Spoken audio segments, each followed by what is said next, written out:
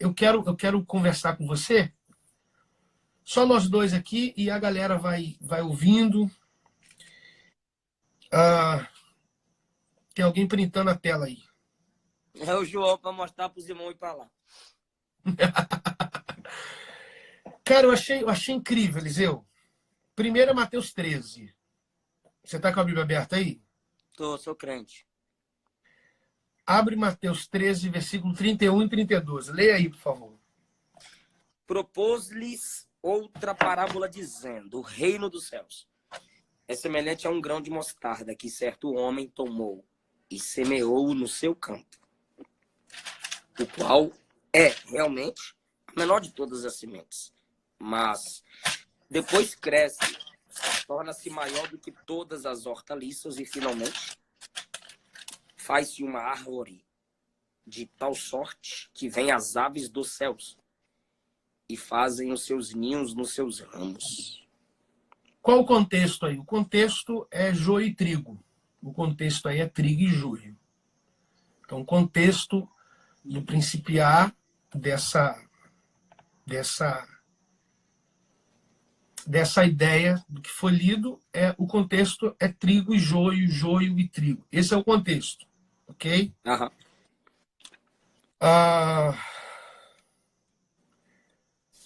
Que Jesus quis dizer com a expressão fé como um grão de mostarda, ele quis dizer justamente o que a frase sugere.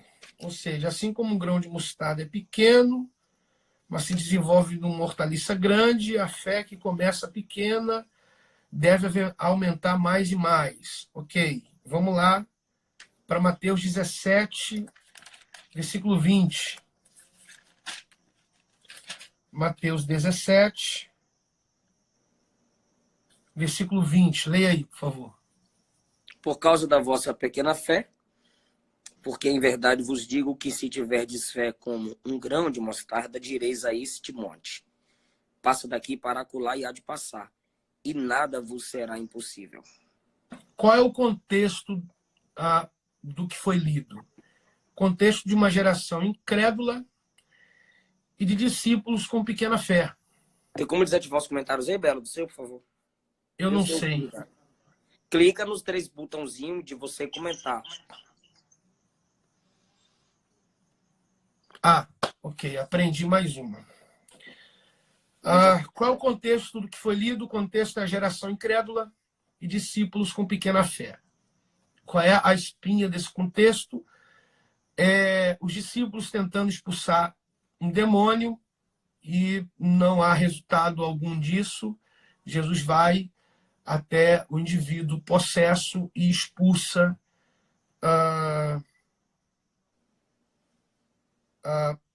qual é, peraí, 17, ok?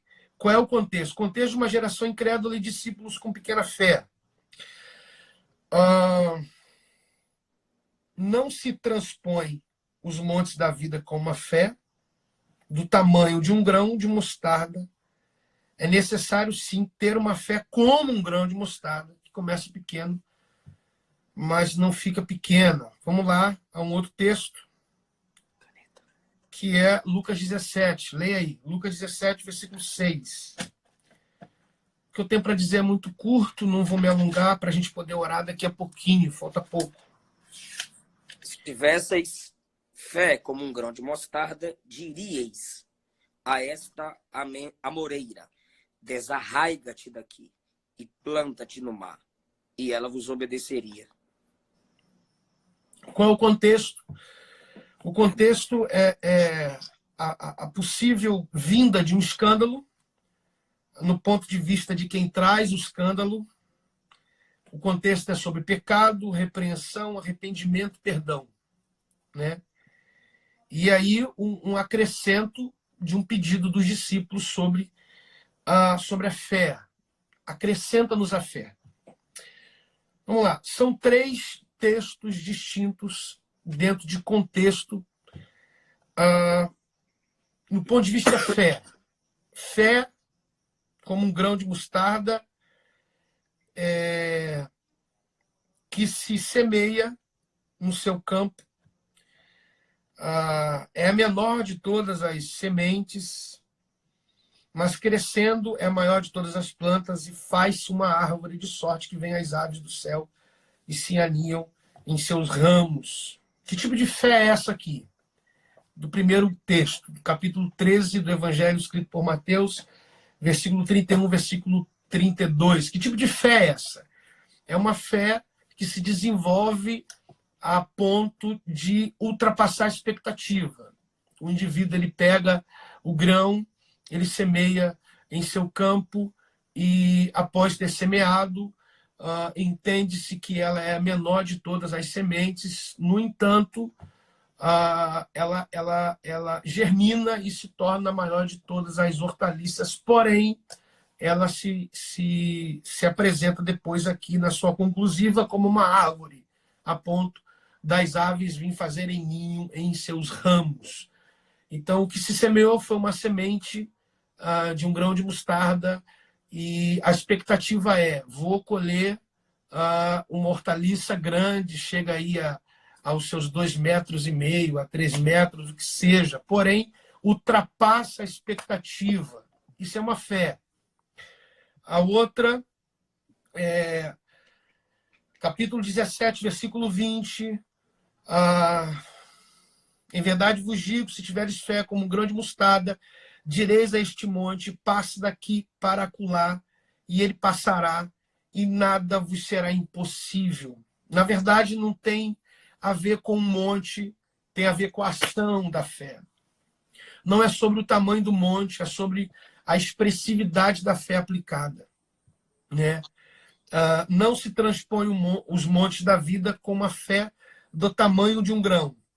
É necessário, sim, ter uma fé como um grão. Não é do tamanho, é como. Isso é uma fé. O outro texto, capítulo 17 do Evangelho escrito por Lucas. Se tiveres fé como um grão de mostarda, direis a esta moreira: arranca-te daqui e transplanta-te no mar, e ela vos obedecerá. Lucas, temos o ensino de quantas vezes se deve perdoar o irmão. Jesus, ele deixa muito claro aos seus discípulos: acautelai-vos, se teu irmão pecar contra ti, repreenda-o, se ele se arrepender, perdoa-lhe, se por 7 vezes no dia pecar contra ti, 7 vezes vier ter contigo dizendo estou arrependido, perdoa-lhe. Tendo seus corações confrontados por esse desafio, e os discípulos disseram ao Senhor: aumenta-nos a fé. O que eu quero dizer? Que a gente está precisando ser movido por fé, Eliseu. Tudo que tem acontecido é para que a nossa fé seja ativada. Uma fé inteligente, uma fé bem aplicada, uma fé sem barganha, uma fé sem troca, uma fé não desequilibrada. É uma fé que a gente precisa mover algumas coisas. A gente está precisando ter a fé acrescentada. Para isso, algumas coisas começam a acontecer, e essas coisas que acontecem nos arremetem a isso. A gente precisa de fé. A gente precisa de fé. É isso que está no meu coração durante esse dia inteiro. Amém. E eu tenho orado para que Deus mova o nosso coração, para que a gente coloque em prática essa fé. Essa fé, eu vou tornar a ler, porque isso mexeu com o meu coração. Fé que se planta, que se cria uma expectativa, mas ultrapassa as nossas expectativas, deixa de ser uma hortaliça e se torna uma árvore. Então, é uma fé que transpõe todo e qualquer tipo de expectativa de quem se utiliza da fé. Quem está se utilizando da fé está pensando que vai ver uma coisa, mas a aplicabilidade é tão profunda, o germinar é tão grande que vai ultrapassar a expectativa. É viver uma experiência absurda num ambiente de fé. Uma fé que move montanhas. Não é mover uma montanha que está aqui atrás, da onde eu moro, mas é uma fé do tamanho, sabe, uma fé tão grande a ponto de mover algo tão grande. Então não é só uma fé que ultrapassa os limites da minha expectativa, mas é uma fé grandiosa, é uma fé grande.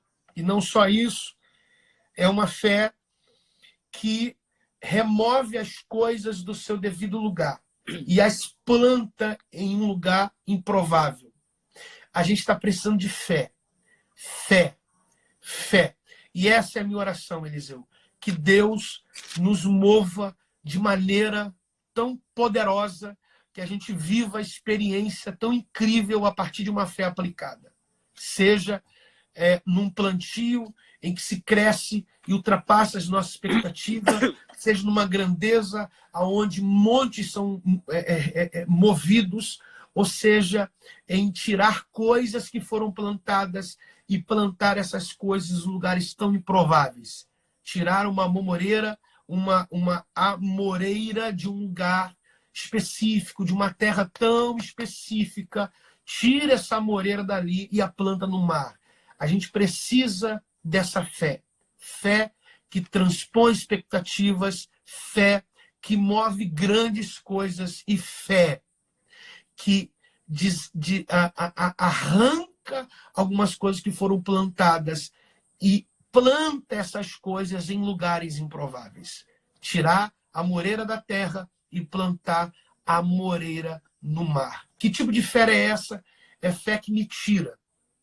Aleluia. É fé que me tira de uma estabilidade e me planta em uma instabilidade. Sair da terra e ser plantado no mar é sair de um lugar estável e ser plantado em um lugar instável. A gente precisa de fé, Eliseu. Quem me segue, quem te segue, quem nos segue, precisamos Tá aí de a prova fé. de que a fé não é racional. Não. A fé a fé não raciocina. Isso. A fé não se desenha. A fé não se pinta. Aliás, eu estive falando hoje, só quem sabe a dimensão da fé é aquele que recebe a sua aplicação de fé. Só quem dimensiona a fé é Jesus. Homem de pequena fé. Só. Mulher, grande é a tua fé.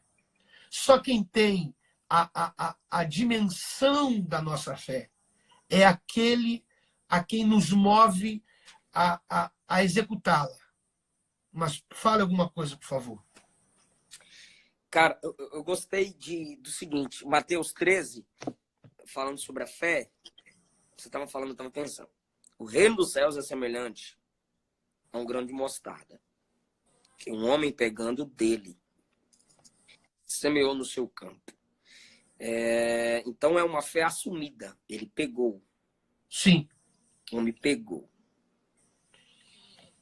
Ele pega aquela semente. Jesus está dizendo que a fé é como um grão de mostarda que foi assumida.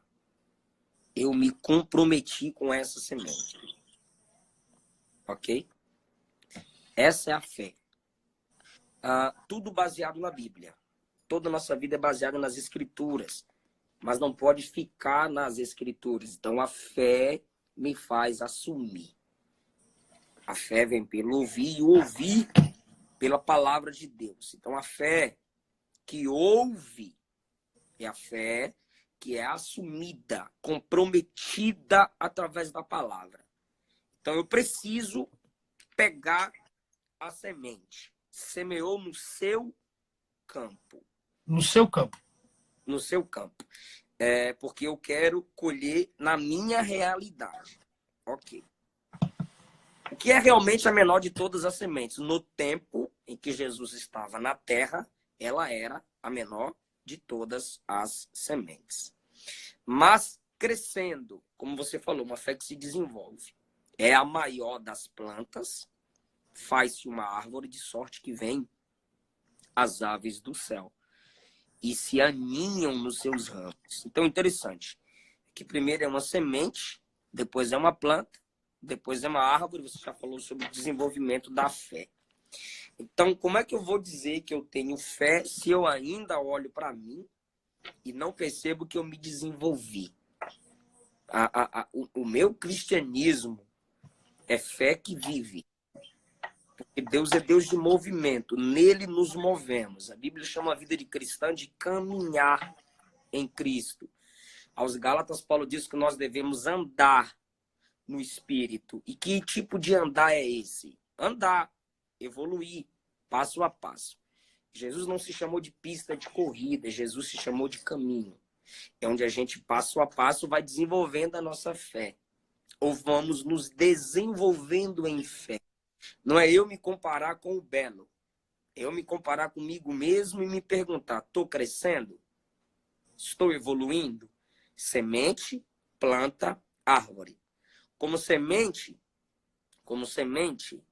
ela é oculta, mas existe.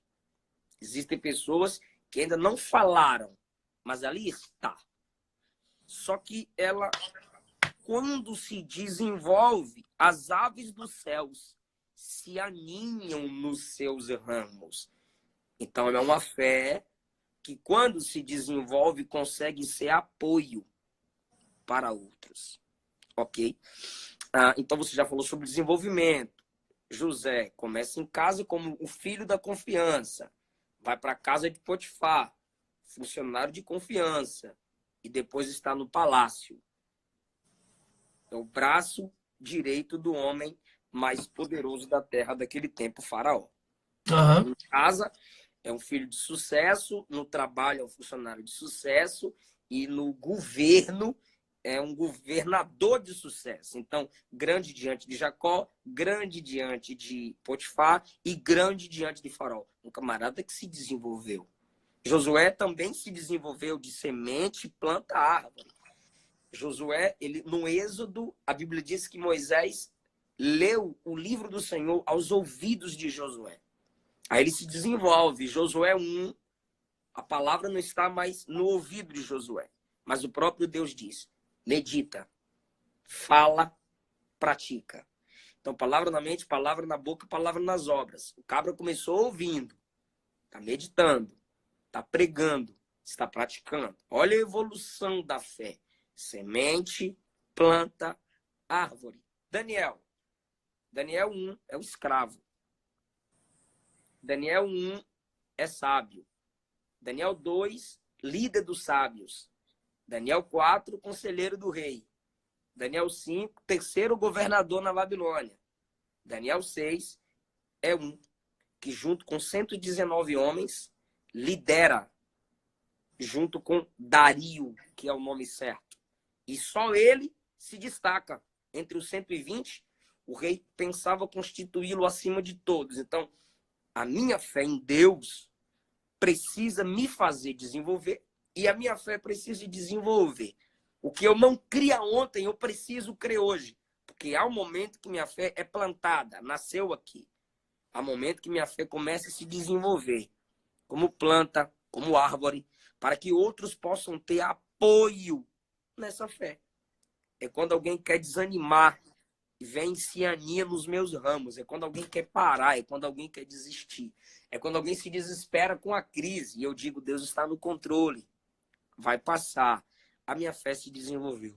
Consegue entender isso? Uhum. Então, aqui, a gente vê o desenvolvimento da fé. Agora, nos dois textos posteriores, olha o que é que você destacou. Jesus lhe disse no 20. Por causa da vossa pequena fé. Por quê? Porque Jesus desceu do monte, tá aí. Jesus desce do monte, da transfiguração, e tem um menino embaixo sofrendo, e o pai está lá. Esse é o contexto. É o contexto. E aí os discípulos não puderam expulsar o demônio, nem curar o menino. E eles perguntavam ao Senhor Jesus, por que nós não conseguimos expulsar, no versículo 19, em particular, eles fizeram essa pergunta a Jesus.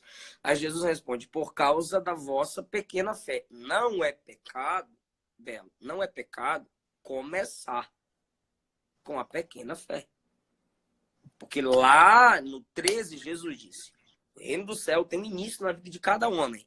Pegou a semente, é pequeno, plantou, cresceu, planta, árvore. Então aqui não é qualquer pessoa, são os discípulos. Discípulo é obrigado a crescer em fé. Então por que não podemos expulsá-los? Jesus disse: por causa da vossa pequena fé. Agora, olha o que Jesus explica. Porque em verdade vos digo que se tiverdes fé como um grão de mostarda, é a fé que se desenvolve. Eles estavam numa fé estagnada. Se vocês tivessem a fé que se desenvolve, agora, direis a este monte, porque quem tem fé fala. Uhum. Quem tem fé Na verdade, diz. Eliseu, na verdade, a fé fala. A fé fala. A fé é uma voz. Se tiverdes ela, Existe voz na fé. isso é lindo. Direis a este monte. Direis. Davi disse: cri, por isso falei. E Paulo confirmou isso. Então, pelas palavras das pessoas, você pode perceber se há fé ou há incredulidade. Direis a este monte. Olha o 21. Mas esta casca de demônios não se expulsa senão pela oração e pelo jejum. Então, se eu me desenvolvi em fé, ou se minha fé também é crescente, o que é que eu vou fazer? Não só orar, mas orar e jejuar. Jesus está chamando os discípulos para um desenvolvimento e firmeza na fé, que é orar e jejuar. É o que a gente está fazendo por essa nação. É o que a gente está fazendo nesses momentos de dificuldades no Brasil. Orar, jejuar. É a fé que nós precisamos, a fé que se desenvolve e a fé que como você usou a expressão, remove, gera mudanças. Agora Lucas 17, mais uma vez. Essa fé, Eliseu, deixa muito claro, essa fé que remove montanhas não é a remoção propriamente dita de uma montanha. É uma fé que muda cenário. Literal. Entendeu? Creio. É uma fé que altera o cenário. Creio. Aleluia. Essa é uma fé que altera o cenário. A primeira fé é uma fé que altera o solo. A segunda fé é uma fé que altera o cenário. E a última fé aqui é uma fé que não só altera, não é sobre alterar o cenário, não é sobre alterar o solo, mas é sobre uma experiência nova. De novo, A mudança de território. Então, essa fé que remove montanhas é uma fé que muda cenário. É essa fé que a gente precisa. A fé que altera o cenário. É olhar para esse monte e dizer a esse monte: sai daqui. Sai daqui. Sai daqui. Vai para lá. Sai daqui. Em nome daqui. De vai Jesus. para lá. Em nome sai de daqui. Jesus. Vai para lá. Essa fé que altera o cenário. As pessoas vão olhar para o mesmo cenário e vão sentir falta de alguma coisa. Havia uma coisa aqui, hoje não há mais. Porque chegou alguém de fé. Essa fé que muda cenário. Essa fé que altera o cenário. É essa fé que, ao longo de tempos, a gente perdeu. A gente pode ter fé para plantar, a gente pode ter fé para se arrancar e replantar. Parece que a gente não tem fé de alterar o cenário. Então a igreja precisa voltar a uma fé que ela sempre se utilizou. Desde quando a igreja ela altera cenário. A igreja não é alterada pelo cenário, a igreja sempre alterou o cenário. E o que move as coisas dos lugares é a fé. É a fé. A fé que ora, a fé que jejua, a fé que se desenvolve, a fé que diz. A primeira fé é a fé que se desenvolve, essa muda. A segunda é a fé que diz, direis. A terceira fé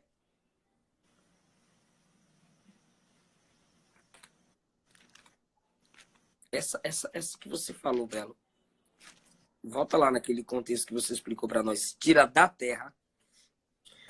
É o 17:6 de Lucas.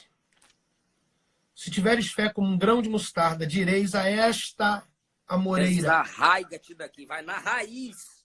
Isso aí. Sai com raiz e tudo e planta-te no mar. Como é que você mantém uma amoreira com uma estrutura dessa plantada sobre as águas? Se isso não for fé, eu não sei o que é.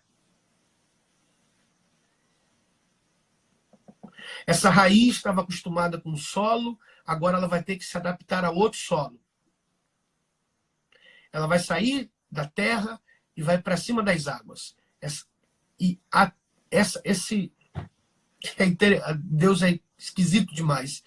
Essa moreira plantada na terra, ela chega a um ponto, Eliseu, que acômodo. A raiz já está acomodada. Então a gente precisa dessa fé para nos tirar dessa terra tão cômodo para nós e nos plantar nas águas. Ser plantado nas águas é a sua raiz ter que trabalhar. Ela vai ter que ir mais fundo, ela vai ter que ir mais fundo, ela vai ter que ir mais fundo, ela vai ter que procurar alguma coisa para poder se apoiar.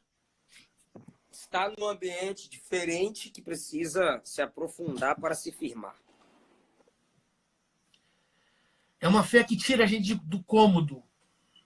Tá tão bom aqui, de repente eu sou arrancado daqui e sou plantado em outro lugar. Amém. E isso é o desenvolvimento da fé. Amém. Uma fé que é plantada de início, depois uma fé que é expressada e depois o indivíduo é movido. Ele é movido, ele sai de um lugar e é plantado em outro lugar.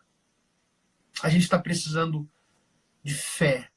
E a minha oração tem sido essa. Senhor, acrescenta-nos a fé. Nos dá fé. Nos enche de fé. Uma fé pura, uma fé equilibrada. Uma fé que não se move por razão. Uma fé que não se negocia. Uma fé que não abarganha. Uma fé. Amém. Uma fé. Amém. A gente precisa. Vamos. O pai do menino aí pediu. Os discípulos também pediram, acrescenta-nos a fé. Vamos orar por esse momento agora, Belo. Ora aí, e eu vou concordar aqui. Senhor, como é bom. Já terá sido ligado no céu, Pai. Que concorda. Como é bom termos a certeza de que o Senhor nos ouve.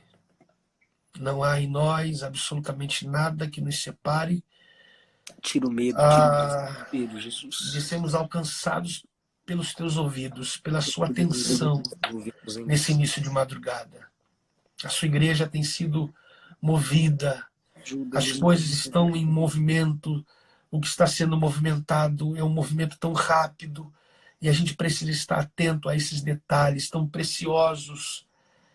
Ah, Senhor, o Senhor tem métodos, meios para fazer com que a tua igreja se desperte.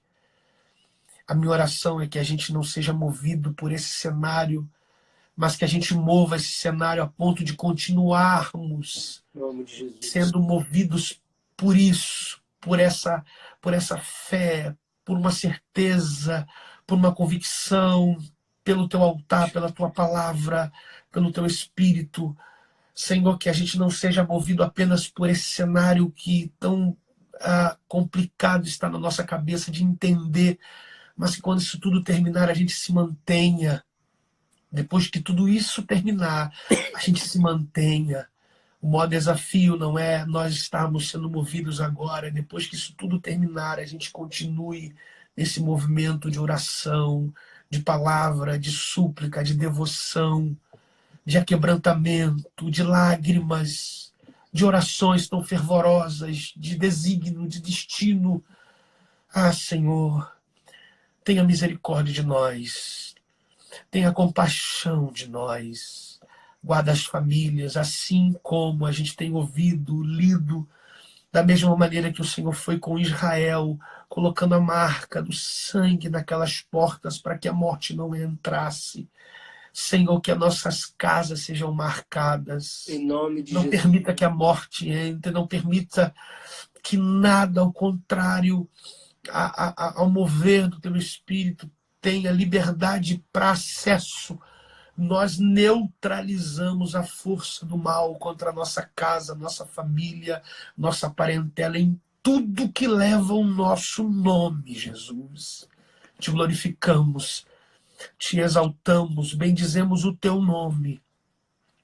A tua palavra diz que o meu povo que se chama pelo teu nome se humilhar e orar e buscar a sua face e se converter dos seus maus caminhos, o Senhor ouviria do céu, o Senhor perdoaria os seus pecados e sararia a sua terra. Senhor, o teu povo tem se aquebrantado, o teu povo tem se arrependido, assim como os de antigamente fizeram. Atenta para as orações que têm sido feitas no mundo, aplaca a fúria desse vírus e que o teu nome seja glorificado e que a nação, o mundo aprenda uma lição com isso. Que o teu Espírito invada algumas casas, dando lições aos corações, que conversões aconteçam para a glória do teu nome. Guarda a família de Eliseu, guarda o ministério de Eliseu, guarda a Luana, guarda o Eliseuzinho, guarda os seus irmãos, os seus pais, a família da Luana, guarda os teus filhos. Senhor, provê para Eliseu. Provê para Eliseu. Senhor, eu oro nesse momento aqueles que servem a igreja local, através do ministério que o Senhor tem emprestado, aquelas ferramentas de apoio à igreja local, aonde se desloca dos seus estados, das suas cidades e vão para lugares, a igrejas servindo a eventos, congressos, conferências, escolas que se aplicam, se dedicam ao estudo da palavra a fim de edificar o coração da tua igreja. São pregadores, são cantores que estão espalhados por esse Brasil. Supre os teus filhos, supre a necessidade. Seja mais uma vez aquele que provê, aquele que guarda, aquele que livra. Senhor Jesus, toma os nossos líderes, a família da nossa liderança, toma a tua igreja no Brasil e no mundo, guarda os teus filhos, guarda os teus ungidos, guarda as nossas famílias. Te louvamos, ó Senhor. Bendizemos o teu nome para todos sempre. Senhor, a poder do teu sangue, a poder do teu nome. Guarda a gente debaixo da tua nuvem. Senhor, acrescenta-nos a fé, nos move em fé, nos impulsiona a ter fé. Te louvamos por tudo, Senhor. Senhor, nós te louvamos. Muito obrigado mais uma vez. Amém e amém. Amém.